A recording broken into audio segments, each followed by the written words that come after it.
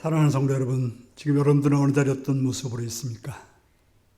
그 자리가 하나님께 바르게 예배하는 그런 자리가 되시기 위해서 한 걸음 더 주님 앞에 나와서 온전함으로 예배 드릴 수 있기 바랍니다. 다 같이 묵상 기도 드리시겠습니다.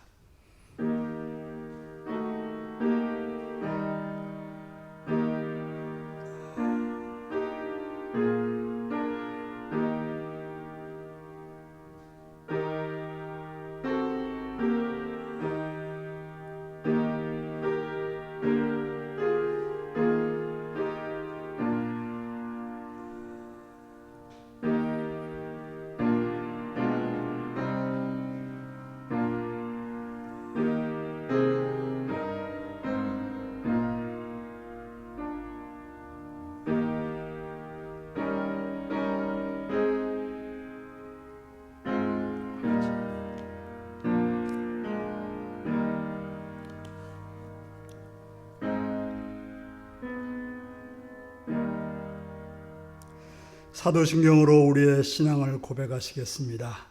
나는 전능하신 아버지 하나님, 천지의 창조주를 믿습니다. 나는 그의 유일하신 아들, 우리 주 예수 그리스도를 믿습니다. 그는 성령으로 잉태되어 동정녀 마리아에게서 나시고 본디오 빌라도에게 고난을 받아 십자가에 못 박혀 죽으시고 장사된 지 사흘 만에 죽은 자 가운데서 다시 살아나셨으며 하늘에 오르시어 전능하신 아버지 하나님 우편에 앉아 계시다가 거기로부터 살아있는 자와 죽은 자를 심판하러 오십니다. 나는 성령을 믿으며 거룩한 공교회와 성도의 교제와 죄를 용서받는 것과 몸의 부활과 영생을 믿습니다. 아멘. 찬송가 86장을 부르시겠습니다.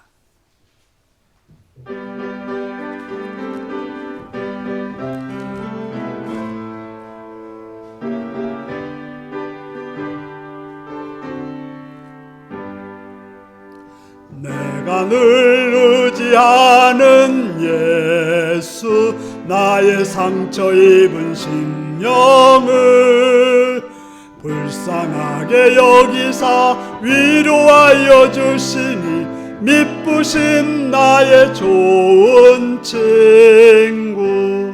내가 의지하는 예수, 나의 사모하는 친구. 나의 기도 들으사 응답하여 주시니 미쁘신 나의 좋은 친구. 주의 손 의지하고 살 때 나를 해할 자가 없도다. 주님 나의 마음을 크게 위로하시니 미쁘신 나의 좋은 친구. 내가 의지하는 예수, 나의 사모하는 친구. 나의 기도 들으사 응답하여 주시니 미쁘신 나의 좋은 친구. 내가 요단강 건너가며 마음이 두려워서 떨 때도 주가 인도하시니 어찌 두려워하랴. 미쁘신 나의 좋은 친구. 내가 의지하는 예수, 나의 사모하는 친구. 나의 기도 들으사 응답하여 주시니 미쁘신 나의 좋은 친구. 이후 천국에 올라가서 모든 성도들과 다 함께 우리들을 구하신 주를 찬양하리라. 미쁘신 나의 좋은 친구. 내가 의지하는 예수, 나의 사모하는 친구, 나의 기도 들으사 응답하여 주시니 미쁘심 나의 좋은 친구. 아멘. 이 시간 박준희 권사님 기도하시겠습니다.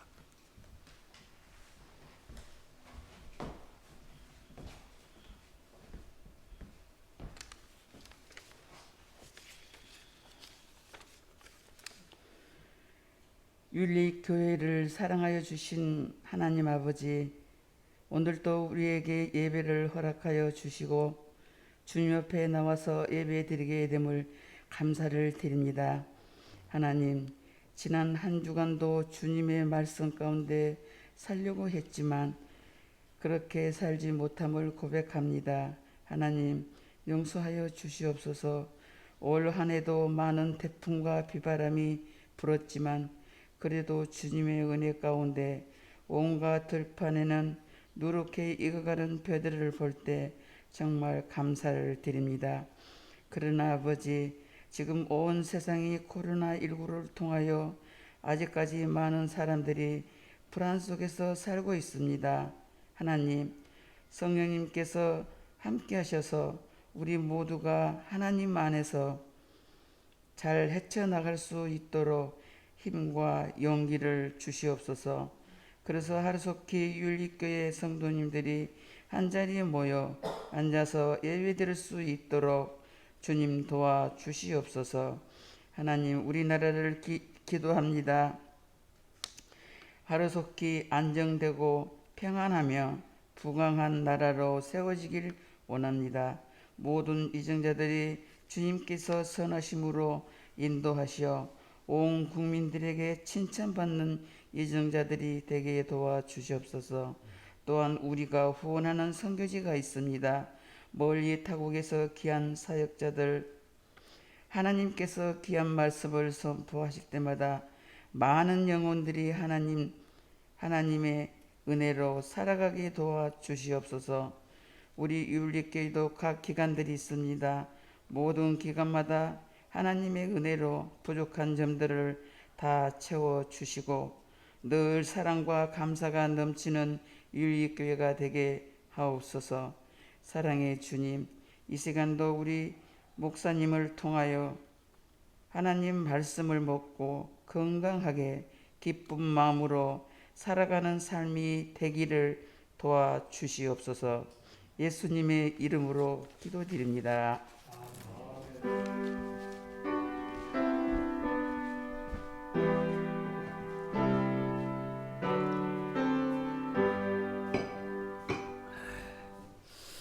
이 시간 우리에게 주신 하나님 말씀은 누가복음 9장 58절에서 62절까지 말씀입니다.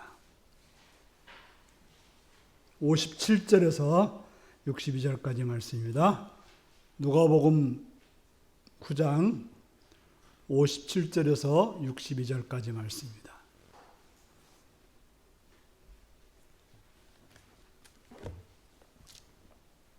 교도하시겠습니다. 길 가실 때에 어떤 사람이 여짜오되 어디로 가시든지 나는 따르리이다.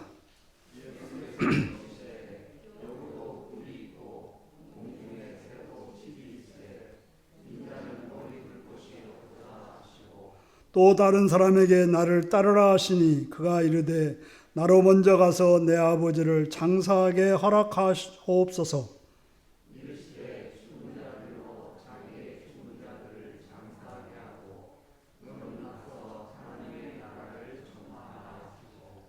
또 다른 사람이 이르되 주여 내가 주를 따르겠나이다마는 나로 먼저 내 가족을 작별하게 허락하소서.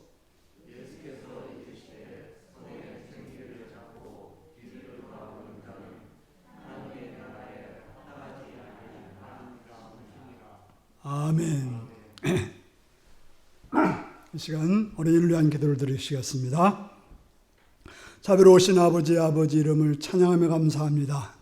이 시간도 사랑해 주셔서 이 시간 어린이를 위해서 기도합니다. 주님, 우리들을 사랑하시었고 선하게 붙들어 주옵소서. 이 어려운 시절에 참으로 바르게 잘 자랄 수 있도록, 아름답게 잘 자랄 수 있도록, 건강하게 잘 자랄 수 있도록 보호하시고 인도하시고 붙들어 주옵소서. 부모님들에게 넓은 사랑과 또 용납하는 마음과 또한 지혜와 능력을 주셔서 그 자녀들을 잘 키울 수 있게 하시옵시며, 특별히 하나님의 자녀들이오니 하나님의 말씀 안에서 바르게 양육함으로 그들의 평생의 삶이 하나님의 자녀로 하나님의 백성으로 잘 자라게 하여 주옵소서. 또 학교에서 또 사회에서 자랄 때도 보호해 주시옵고, 어둠의 것들이, 악한 것들이 그들을 침범하지 못하도록 막아주시옵고 보호해 주셔서 참으로 하나님의 자녀로서 세상에 또한 귀한 일꾼들로서 바르게 성장할 수 있도록 도와주시옵소서. 감사드리옵고 예수님의 이름으로 기도드리옵나이다. 아멘. 다 같이 일어나셔서 찬송가 293장으로 찬양을 들으시겠습니다.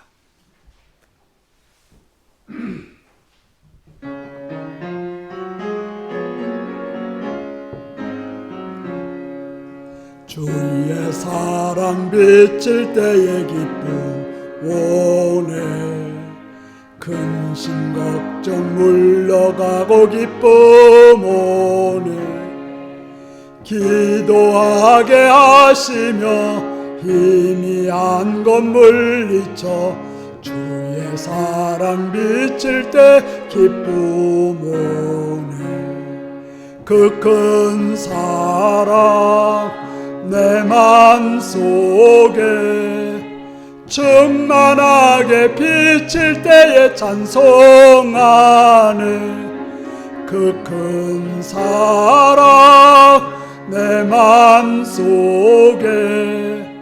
화평함과 기쁨 주네. 그 큰 사랑 주의 사랑 비칠 때에 이 세상을 아름답고 활기차게 다 변하네.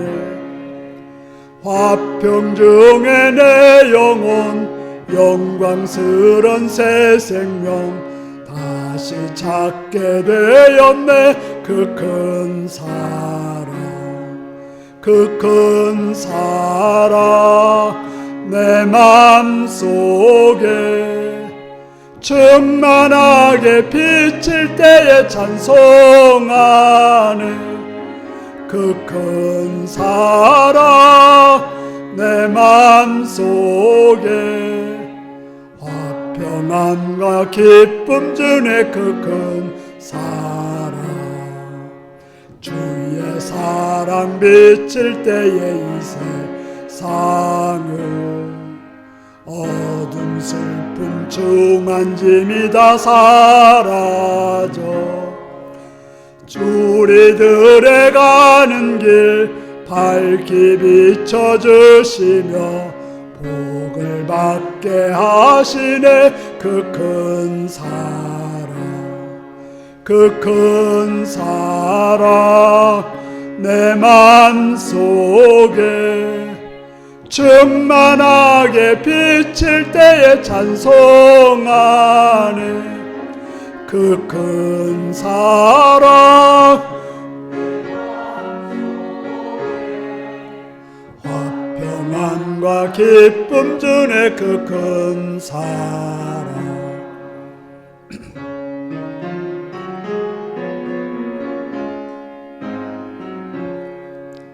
주의 사랑 비칠 때에 그 광채가 찬란하게 우리 둘러 비치겠네. 세상 모두 이기고 전국 생활할 때도 주의 사랑 비치네. 그 큰 사랑 그 큰 사랑 내 맘속에 충만하게 비칠 때에 찬송하네. 그 큰 사랑 내 맘속에 화평 평안과 기쁨 주네 그 큰 사랑.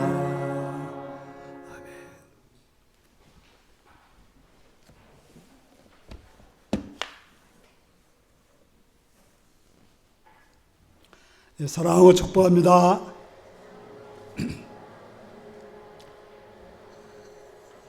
또 각 가정에서 예배드리신 모든 분들에게도 사랑하고 축복합니다. 예수님을 사랑하신다 아멘 하시기 바랍니다. 아멘. 시간 말씀으로 끊어받기 원하시는 분들은 아멘 하시기 바랍니다. 아멘.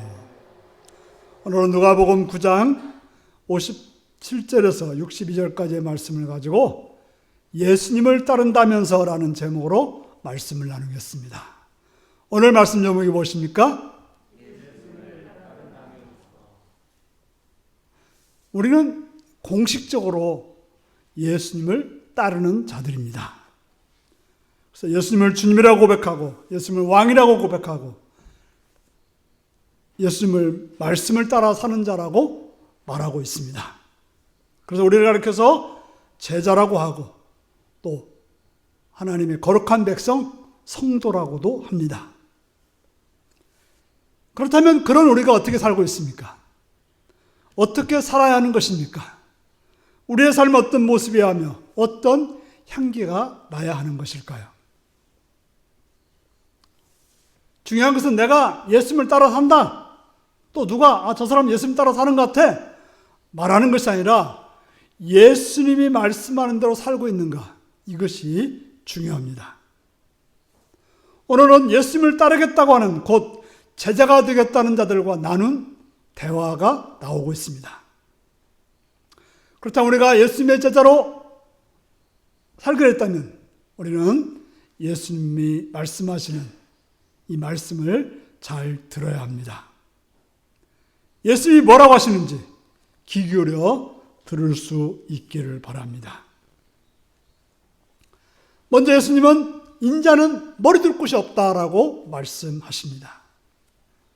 오늘 본문에서 예수님은 자신에 대해서 말씀하시는데 여우도 굴이 있고 공중에서도 집이 있을 때 인자는 머리 둘 곳이 없도다라고 말씀하셨습니다.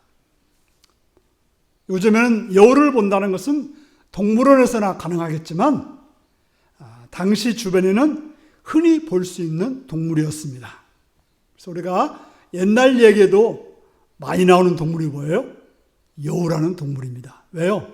흔히 볼 수 있어서 그랬던 것 같아요. 또 우리가 새도 마찬가지로 흔히 볼 수가 있습니다. 여우나 새도 집이 있다는 말은 세상에 흔한 짐승들도 다 집이 있다는 말인 것입니다. 머물 곳이 있다, 쉴 곳이 있다는 말이죠. 저와 여러분들에게도 집이 있습니다. 집이 어떤 곳입니까? 집은 돌아가는 곳입니다. 여러분들이 예배를 드리고 나서도 어디로 가요? 집으로 가십니다. 어디 멀리 떠났다가도 집으로 옵니다. 그래서 집으로 돌아오는 길은 좋습니다. 집이 가까워지면 평안해집니다. 왜 그럴까요? 그것은 쉴 수 있는 곳이기 때문에 그렇습니다. 반겨주는 사람이 있기 때문에 그렇고 내 편이 되어줄 사람이 있기 때문에 그렇고 나를 지지해주는 사람이 있기 때문에 그렇습니다. 물론 각자의 집이 다르지만 크기도 다르고 여러 가지 환경도 다를 것입니다만 우리는 그러한 집에서 부모와 형제들 속에서 또 여러 가풍 속에서 살아왔습니다. 그런데 예수님이 뭐라고 말씀하십니까? 인자는 머리 둘 곳이 없다. 인자란 말은 예수님을 자신을 가리키는 말이죠. 사람의 아들. 보통 이 말씀을 가리켜서 많은 사람들은 예수님이 너무 가난해서 머리 하나 둘 곳이 없다. 그 말을 하고 말합니다. 머리 둘 곳이 없다는 건 머리를 기대고 누울 자리가 없다는 이야기죠.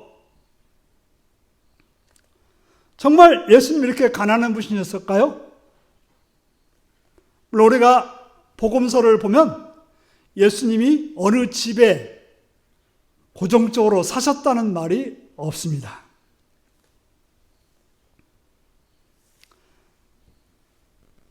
마리아 어머니가 있던 집이 있긴 하지만 그 집에서 살지는 않았던 것 같아요. 그렇다면 예수님이 지금 그런 말씀을 하고 계시는 이유는 무엇일까요? 우리가 성경을 자세히 살펴보면 예수님을 따르는 사람들이 많았습니다. 싫어하고 미워하는 사람도 있었지만 예수님이 대단한 인기가 있었죠. 가시는 곳마다 많은 사람들이 환영하고, 또 그렇기 때문에 환영하기 때문에 대접도 잘했고 또 쉴 곳도 마련해 주었습니다. 그 대표적인 곳이 마가의 다락방이죠. 또 나사로 누이의 마르다의 집이었고, 또 베드로의 장모의 집이었고, 또한 여러 곳에서 예수님은 머물며 음식을 드실 수 있었습니다. 특별히 막달라 마리아와 여러 마리아들이 있어서 예수님에 대해서 여러 가지 섬기셨다고 성경은 말하고 있습니다. 예수님이 사역을 마치면 쉴 수 있는 공간이 있었고 음식을 드실 수 있는 공간들이 있었습니다. 그런데 예수님은 뭐라고 하냐? 인자는 머리 둘 곳이 없다, 이렇게 말하고 있습니다. 이 말을 잘못하면 그렇게 대접했던 많은 사람들에게 니들이 아무리 대접해도 나는 쉴 곳이 없어, 이렇게 말하는 것이 되지는 않을까요?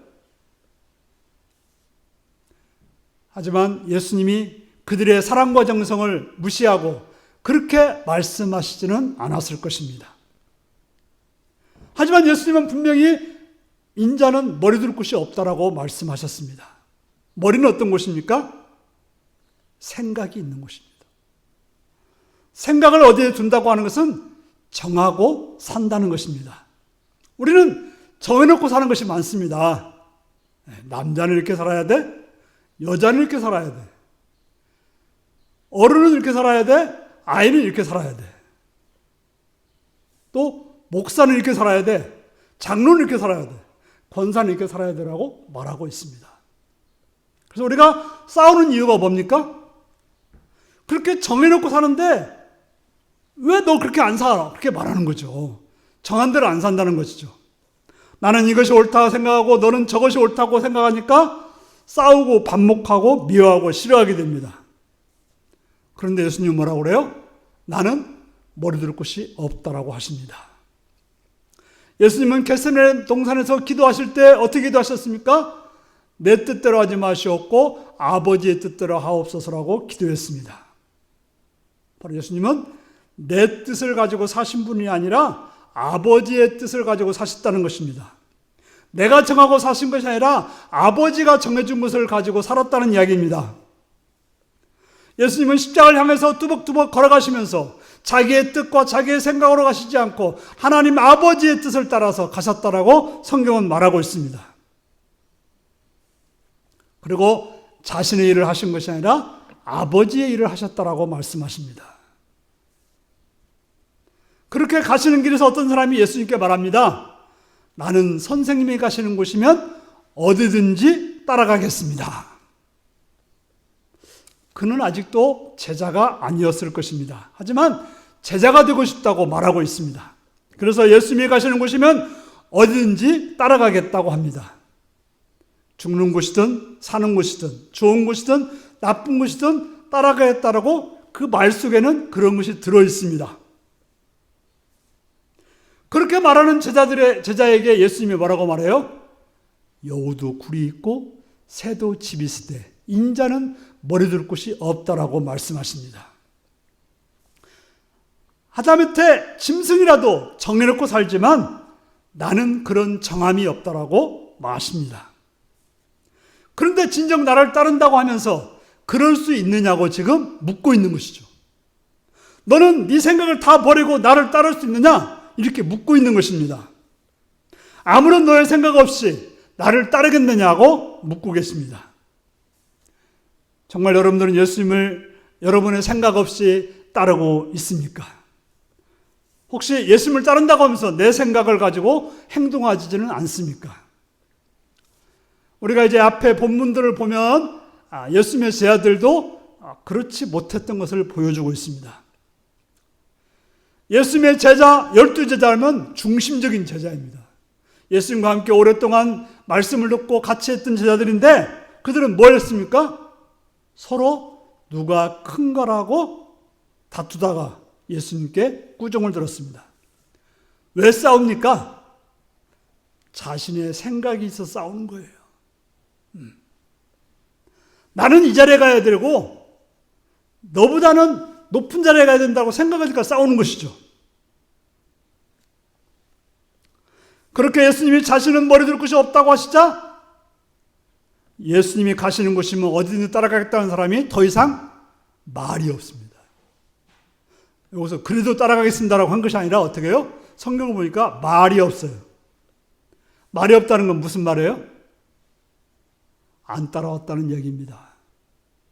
나는 예수님을 따를 수 없구나. 그러고는 아무 말도 하지 못했다는 것입니다.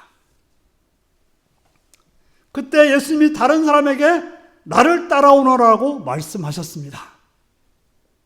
아마도 그는 말씀을 잘 듣고 있었고 지금 말씀하시는 것을 이해하는 듯 보여서 예수님이 그에게 나를 따라오너라고 말씀했던 것 같습니다.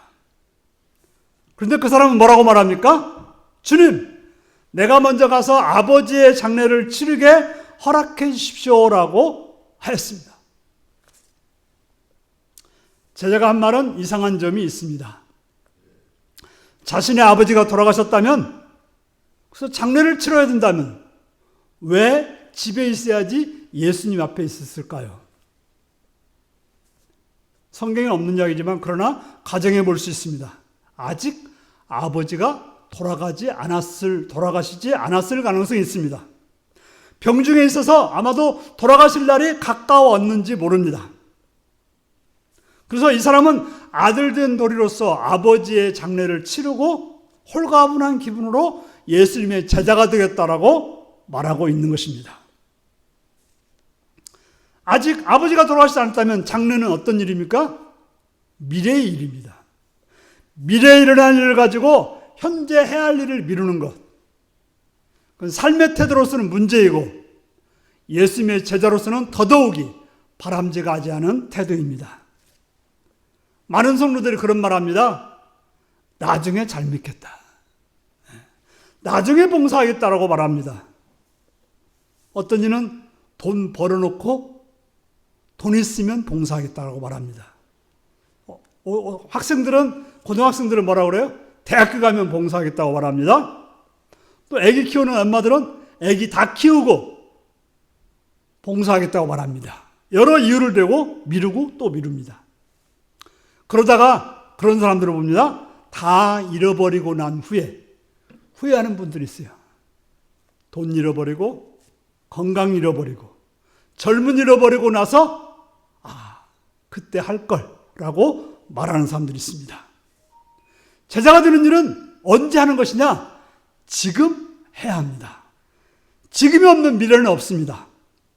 지금 하지 않는 것을 미래에 한다는 보장은 없습니다. 그렇다면 또 한 가지 생각해서 아버지가 돌아가셨다면 어떡할까요?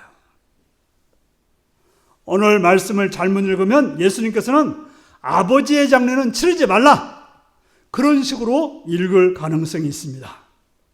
제자가 되려면 아버지 장례를 치르지 말고 너는 가서 하나님 나라를 전파하라고 하신 것으로 들릴 수가 있습니다. 예수님은 분명히 말씀하시죠. 죽은 사람의 장례는 죽은 사람이 치르도록 하고 너는 가서 하나님 나라를 전파하라고 말씀하셨습니다. 이 말씀을 잘못 읽으면 참 문제가 있습니다. 우리가 말씀을 문자 그대로 읽으면 문제가 일어날 가능성이 많습니다. 성경에 예수님이 뭐라고 했어요? 오른손이 잘못하면 오른손을 잘라버리고 왼발이 잘못해서 왼발을 잘라버리고 눈이 잘못했으면 눈을 빼버리라고 했어요. 자, 예수님 말씀을 그대로 읽고 여러분들이 그대로 행동한다면 어떤 일이 벌어질까요? 아마도 여러분들은 저의 팔과 눈과 다리를 하나도 못 보실 가능성이 있습니다. 우리는 말씀을 읽을 때 정말 예수님이 우리에게 말씀하고 싶은 그 뜻을 살피는 것이 필요합니다. 그래서 어떤 이는 성경 말씀을 문자대로 읽는 것은 우상숭배라고 말씀하는 분도 있습니다. 지금 교회라고 하면서 문제를 일으키는 많은 교회들, 많은 신자들이 왜 문제를 일으킵니까? 성경을 문자대로 읽고 해석해서 그런 일이 벌어지는 것입니다. 그러면 어떻게 할까요? 우리는 정말 예수님이 말씀하시는 의도가 무엇인지를 깨달아야 되는 것입니다. 정말 예수님 우리에게 자녀된 도리를 하지 말고 형제된 도리를 하지 말고 예수님을 따르라고 말씀하시는 걸까요? 그래서 어떤 분들은 명절에 형제도 안 찾아보고 부모도 안 찾아보고 교회 가가지고 예배드리고 부흥회하고 그런 교회들이 있더라고요. 참으로 우리나라에서는 예를 중시하는 나라인데 이 말씀은 굉장히 충격적으로 들립니다. 물론 정말 중요한 일이라고 한다면 우리가 장래보다도 그 일을 하는 것이 맞습니다. 지금 내 앞에 당장 나 아니면 생명이 죽는 사람이 있는데 아버지 장례를 치르겠다고 그 생명을 놓아두는 일은 있어서는 안 될 것입니다. 우리나라에서는 거의 모든 일에서 아버지가 돌아가서 장례를 치르러 간다고 하면 다 빼줍니다. 그래서 어떻게 해요? 군대를 갔어도 어떻게 해요? 휴가를 보내줍니다. 장례 치르고 오라고. 또 감옥에 간 사람들도 마찬가지더라고요. 감옥에 간 사람들도 장례 치르고 오라고 며칠을 집에 갔다가 돌아오도록 합니다. 외국에 멀리 나갔던 사람들도 다 장례 치르도록 옵니다. 요즘에는 이제 코로나19에서 격리 때문에 와서 15일 격리해야 되면 장례를 못 치르니까 아예 못 오더라고요. 우리 그 네팔 선교사님 그 장모님도 어젠가 돌아가셨는데 못 오신다고 하더라고요. 자, 그런데 오늘 예수님은 뭐라고 말합니까? 아버지가 돌아가셨는데 그 일을 버려두고 예수님께서는 너는 가서 하나님 나라를 전파하라고 하십니다. 이게 무슨 말일까요? 예수님의 가르침은 세상과 정반대의 가르침일까요? 예수님께서는 윤리나 도덕이나 이런 것은 무시하는 가르침일까요? 세상을 부인하고 세상과 상관없이 살라고 하는 것이 성경 말씀일까요? 하지만 분명 예수님은 너는 가라고 합니다. 가라는 말을 지금의 장소에서 떠나라는 말일 것이죠.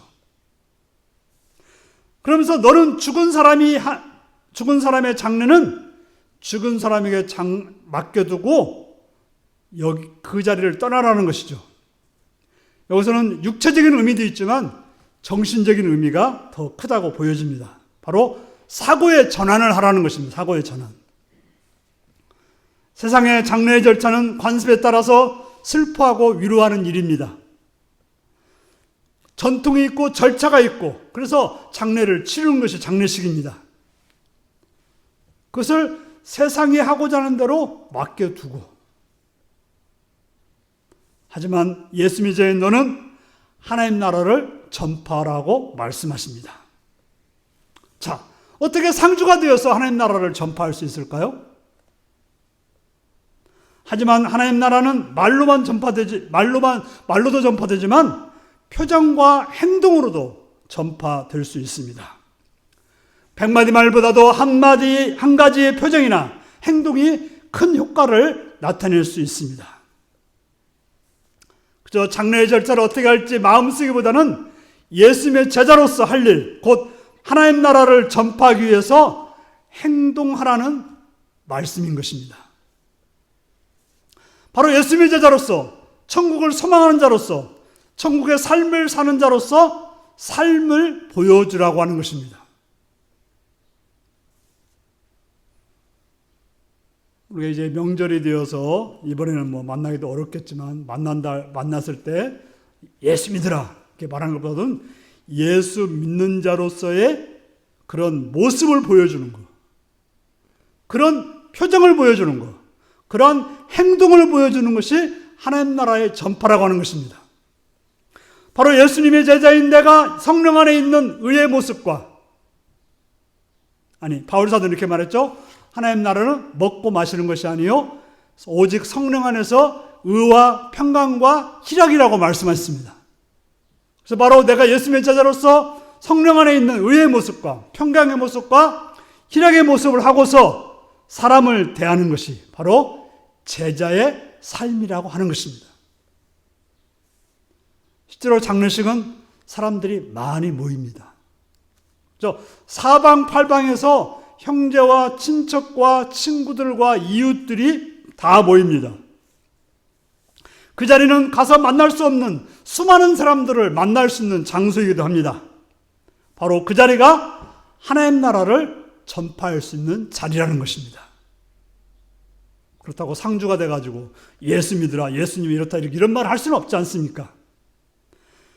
내가 예수님의 제자로서 하나님 나라에 살고 있다면 내 말이나 내 얼굴 표정이나 내 행동을 통해서 하나님 나라를 전파할 수 있다는 말입니다.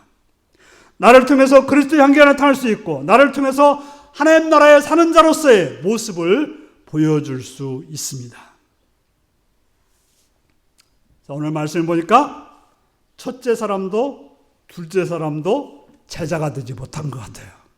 그러자 세 번째 사람이 나와서 말합니다. 주님, 내가 주님을 따라가겠습니다.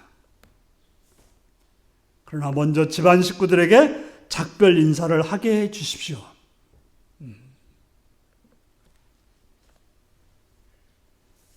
그런데 아브라함은 하나님께서 이삭을 바치라고 했을 때 하나님 말씀을 듣고 어떻게 했습니까? 사라에게 알리지 않고 일찍 짐을 싸서 나갔다고 말하고 있습니다. 주님을 따르겠다면 어떻게 해야 돼요?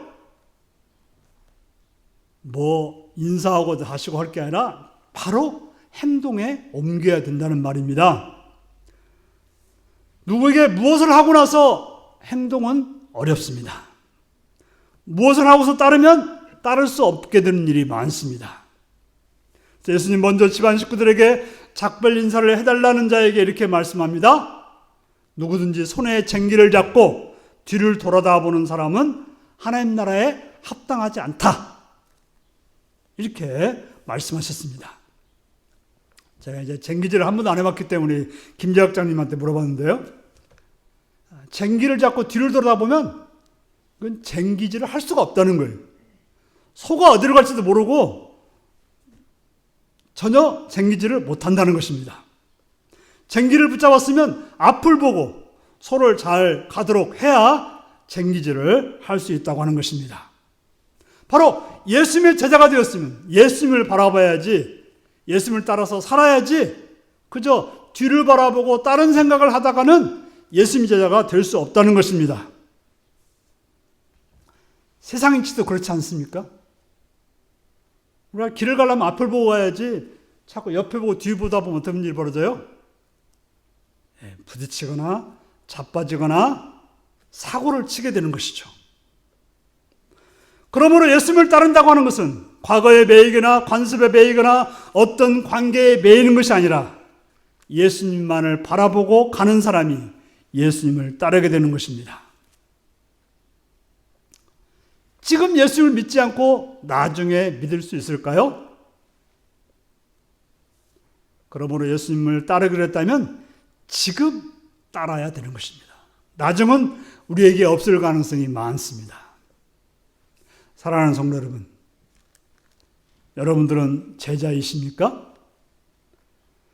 예수님을 따라서 사는 자입니까? 표때 드신 예수님을 바라보고 가고 계십니까? 그렇다면 여러분의 삶의 모습은 어떠합니까? 여러분의 삶은 어디에 두고 사십니까? 진정 예수님께 모든 걸 정하고 사십니까? 아니면 돈이나 권력이나 사람이나 명예에 두고 있지는 않습니까? 예수님을 따르는 것이 곧 나를 위해 무엇인가를 더 가지기 위한 것은 아닌지 우리는 살펴야 합니다. 그리고 예수님을 따른다면 지금 내 삶은 하나님 나라를 전파하는 삶이어야 됩니다. 아니, 내 속에 하나님 나라가 있어서 내가 하나님 나라를 살고 있어서 그 하나님 나라가 풍겨져 나와야 된다고 하는 것입니다. 그리고 과거에 얽매이지 말아야 됩니다. 다른 것에 얽매이지 말아야 됩니다. 오직 예수님을 따라가는 삶, 오직 예수님께 모든 것을 정하고 살아가는 삶, 오직 예수님께 삶의 모든 초점을 두고 살아가는 삶, 그것이 바로 예수님 제자로서의 삶입니다. 지금 여러분은 그런 제자로 삶을 살아가고 계십니까? 그런 제자이십니까? 그런 제자이시기를 바랍니다. 기도하겠습니다.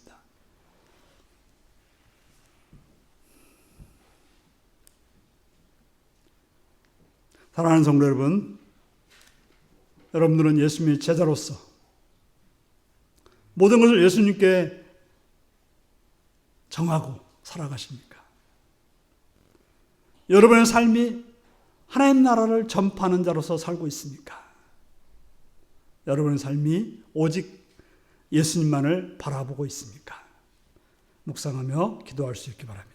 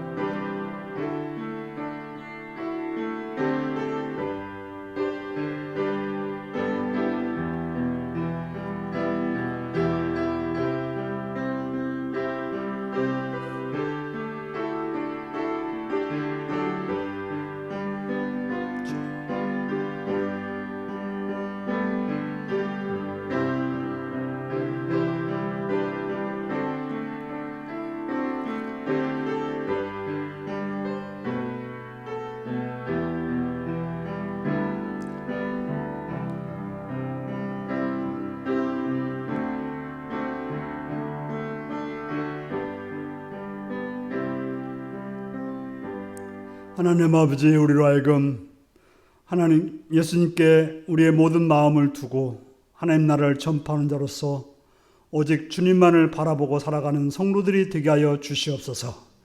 예수님의 이름으로 기도하옵나이다. 아멘. 찬송가 452장을 부르시겠습니다.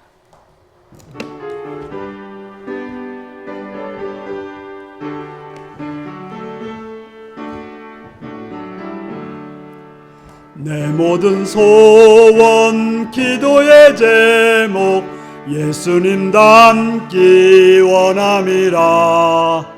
예수님 형상 위에 예상의 보화 끼잖네. 예수님 닮기 내가 원하네. 날 구속하신 예수님을 내 마음속에 지금 고도사 주님의 형상 인치소서. 무한한 사랑 풍성한 긍휼 슬픈 자 위로하시는 주. 길 잃은 죄인 부르는 예수 그 영상 담게 하옵소서. 예수님 닮기 내가 원하네. 날 구속하신 예수님을 내 마음속에 지금 고도사 주님의 형상 인치소서. 겸손한 예수 거룩한 주님 원수의 멸시 참으시사 우리를 위해 고난을 받은 구주를 닮게 하옵소서. 예수를 닮기 내가 원하네. 날 구원하신 예수님을 내 마음속에 지금 거둬사 주님의 형상 인치소서. 아멘. 11조원군 서성군사님, 김재가 김산래 권사님, 권은혜 권사님, 박헌근 이혜승 권사님, 이효리 박준희 권사님 들으셨습니다. 오늘도 함께해 주신 주님 감사합니다. 주의 백성들에게 굳건한 믿음으로 주님을 붙들게 해주세요. 최원구 지사님 들으셨습니다. 감사한금 하나님께 예배드리게 하시면 감사합니다. 이몽빈 장정순 권사님 들으셨습니다. 성미 권원희 권사님 들으셨습니다. 선교금 김재학 김삼미 권사님, 이몽빈 장정순 권사님, 권원희 권사님, 박훈근 이혜승 권사님 들으셨습니다. 기도하시겠습니다. 걸어가신 아버지, 이 시간도 주 앞에 예배드리며 또 물질들여 헌신하는 손길들이 있습니다. 하나님이 주인 되시고 모든 걸 주관하시는 주님이심을 믿는 믿음으로 11조를 드렸습니다. 기억하시고 붙들어 주셔서 하나님이 약속하신 것으로 충만히 채워줘 그들이 복된 삶으로 살게 하시옵시며 또 여러 가지 감사의 제목을 가지고 감사하는 성도들이 있사오니 그들의 생애가 더 많은 감사로 충만히 채워지게 하여 주옵소서. 또 하나님 나라 확장을 위해서 물질들이 헌신해 싸운데 그들의 삶도 확장되어지고 넓혀지는 귀한 역사가 있게 하여 주옵소서. 주령을 드리며 성민을 드린 손길도 있습니다. 기억하시옵고 그들의 삶에 하늘의 복과 은혜로 충만케 채우시고 붙드시고 역사하여 주시옵소서. 감사드리옵고 예수님의 이름으로 기도드리옵나이다. 아멘. 교회 소식입니다. 오늘은 우리 사구역에 있는 식구들, 밤해 지역에 있는 식구들과 함께 예배 드리고 있습니다. 다음 주는 우리 윤리 지역에 있는 식구들하고 예배 드리기를 원합니다. 또 완화가 되지 않아서 이런 정도로 하게 된 것을 이해하시고 나올 수 있는 시간에 잘 나올 수 있기를 바랍니다. 이제 다 같이 일어나셔서 635장 부르시겠습니다.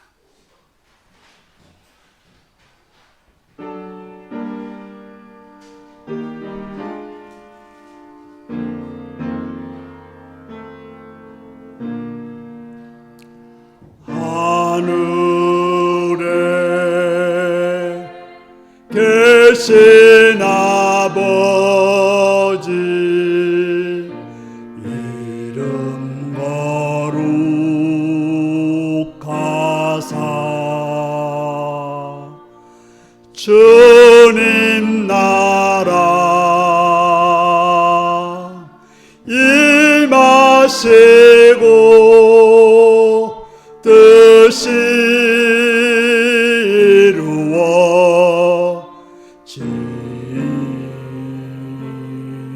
이루어지이다.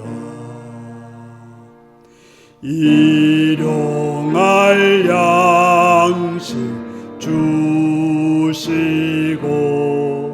우리들의 큰 죄 다 용서하옵시고 또 시험에 들게 마시고 악에서 구원하소서. 대개 주의 나라 주의 권세 주의 영광 영원히 아멘.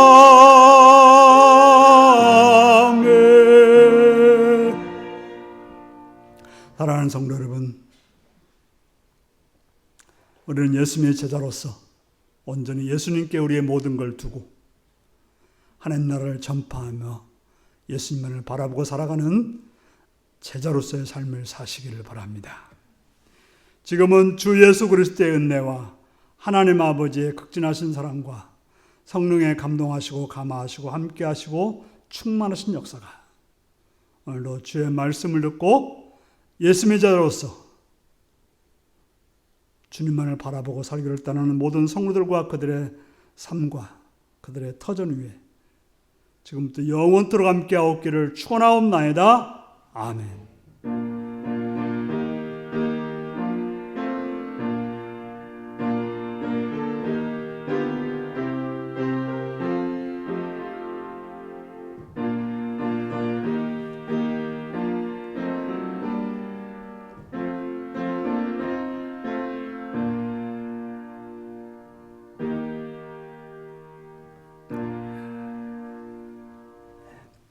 예수님의 제자로서 예수님을 바라보고 하나님 나라를 전파하겠습니다.